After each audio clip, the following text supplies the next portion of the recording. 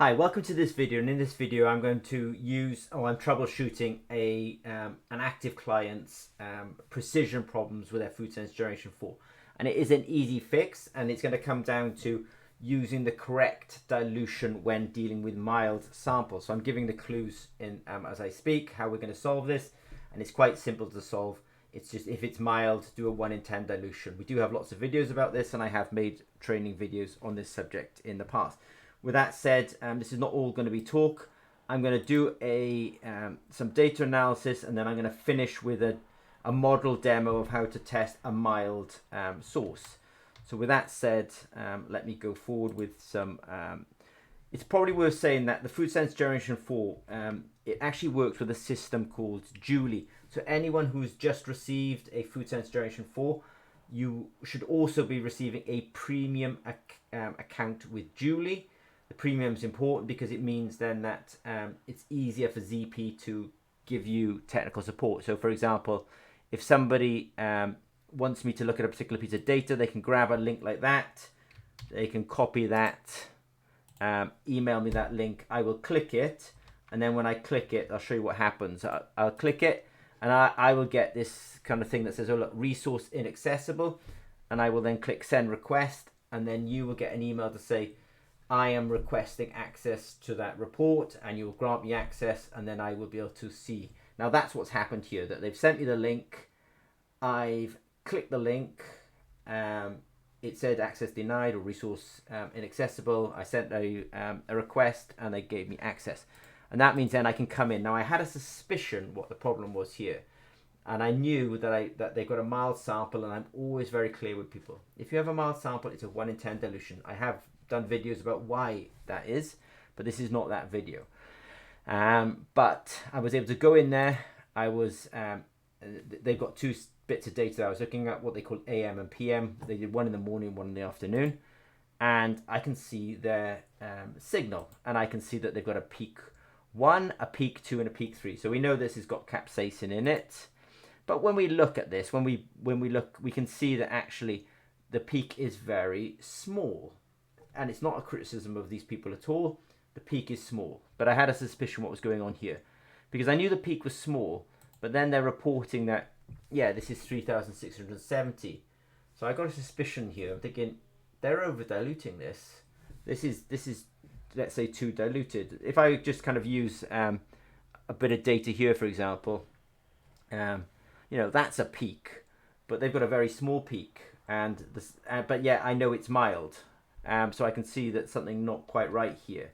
So I knew the strategy, and the strategy was get them to send me a link. I click the link, they grant me access. I'm now in looking at this, and I can see, right, okay, they've got a small peak here, but this is a mild sample. It's only 3,670 Scoville heat units. But then this is the powerful thing about chilli. There's something called tools. And I might just turn this off for a second. And if I click tools, I can then click what's called VD1. And then I can go down here and say, wow, they're doing a 1 in 100 dilution. If you're doing mild samples, you only need to dilute 1 in 10. And I'll do a demonstration of that shortly. So you won't just have to sort of hear me say these things. You'll be able to watch me do a model demonstration in a minute. So that's it's over diluted for what's really quite a mild sample. And it's not speculation. This is the power of chilli. Everything is so recorded. It's easy to do a root cause analysis, which is effectively what I'm doing here. And then, so they were then kind of saying, well, in the afternoon, I tested again. And again, they have peaks, and we have peak 1 and peak 2. And I mean, you can barely see peak 3. This thing is so diluted, and then when we analyze it, okay, we can just about see it, and it's okay. But because they're doing 100 times dilution, any kind of noise on the signal gets multiplied 100 times. Whereas if they'd done what I've recommended, the 1 in 10 dilution, noise only gets multiplied 10 times, but they're over diluting. So in fact, I agree with them. The precision's not good. This is not what I'm expecting. 9,568. But again, they were kind enough to share the data with us. We were able to go in there and have a look in the tools, click down, have a look at VD1. Lo and behold, it's a 1 in 100 again. It's being over diluted. Okay. Right. So what I will then say then is, in the morning and afternoon, you have two different results. In the afternoon, it's higher, and I can understand that the sample's been standing around and maybe extra capsaicin has been extracted, but that's not the biggest problem here. The biggest problem here is your precision, and your precision is because you're diluting a mild sample 10 times more than it requires to, and certainly 10 times more than ZP would have recommended. You have a mild product. So take 0.1 mils of your product, add 0.9 mils of buffer, and I'll do a demonstration of that now so that you can genuinely see, I hope, what I would call a model demonstration. So I'm just going to reach for a pipette.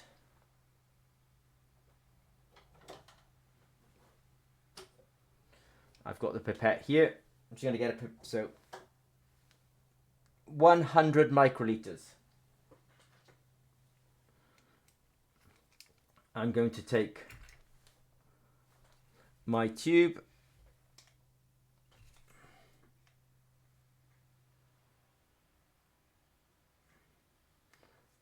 so I've taken 100 microliters.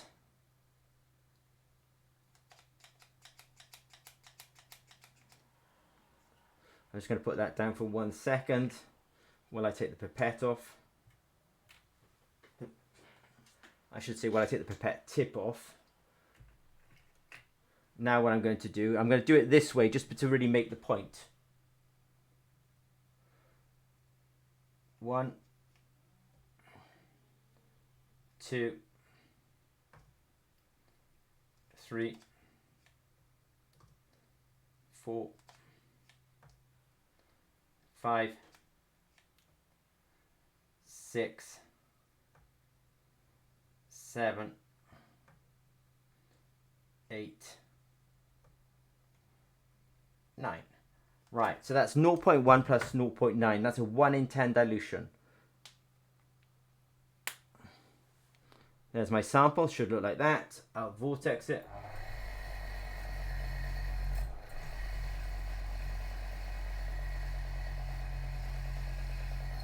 I'll put it down for 1 second whilst I take a clean chili sensor. I'll close that up. I'm going to take a 50 microliters sample. Well, in fact, what I'm going to do now is I'm just going to check the name here. Right, so tab 202, demo, okay, all done. That's just so I can find the data later on in the cloud. Take 50 microliters.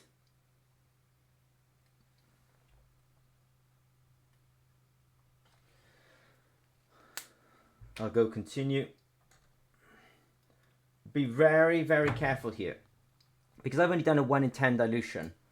I don't really need to change anything, but don't click 1 in 100 or 1 in 1000 or 1 in 10,000. You did a 1 in 10 dilution, or I've just done a 1 in 10 dilution. So I'm going to make sure I really select that, and then I'm going to go start. And then the results are, you know, I'm gathering data in real time here. So I can see all these wiggles appearing, so that tells me that the system is working. And I've got a perfect answer. I've got 4,390 Scoville heat units, which is exactly what I would kind of expect. This product is kind of, you can look this up online and check that. This also, by the way, is mild. No insult to the McKinley company, but it's, you know, relative to other products, it's a mild product. But you saw very clearly I did a 1 in 10 dilution, and there's my results. Now let's go and look at my signal, okay? Let's go and look at my signal now. So the beautiful thing about the Food Sense Generation 4 is everyone who's got a Food Sense Generation 4 has a premium account to Julie. Because you have a premium account to Julie, it makes it easy for you to analyze the data, find out all the things that went on in gathering that data, and also makes it easy to share that data with ZP. So let's have a little look at that sample. So if I just do a quick refresh here and go in and have a look, what I can see here is, don't forget, this person thinks that their product may be 3,000 or maybe 9,000, but it's really a precision problem because of over dilution. This is a product which actually comes in between those two numbers. You know, it comes in at 4,390. Look at the quality of the signal. Look at the quality of the signal. Look at the peak 1, 2, and 3. It looks like this because I've used the correct dilution. It's a 1 in 10. I didn't choose 1 in 100.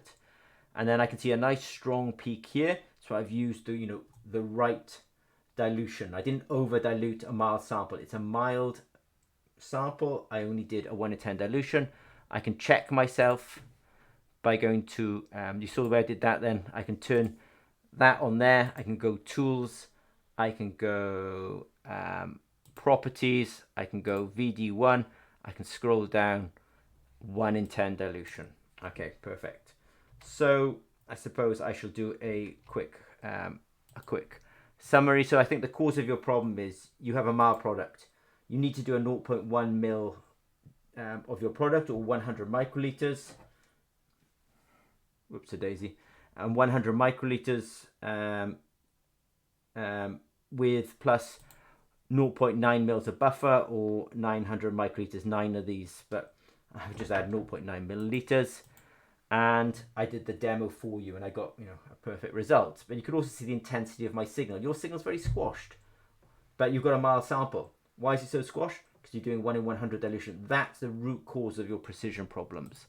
And so in summary, the summary is this: because they are using Food Science Generation 4, and because everyone gets a premium Julie account with Food Science Generation 4 for the first year, it means that they could send me a link, I could click the link, they were able to grant me access, and I can come in and troubleshoot. I only received this link this morning, so understand that's the smoothness of the system, that we can come in, we can analyze this quite quickly, we can get to that root cause, because I could just go in there. I knew it was going to be an over dilution.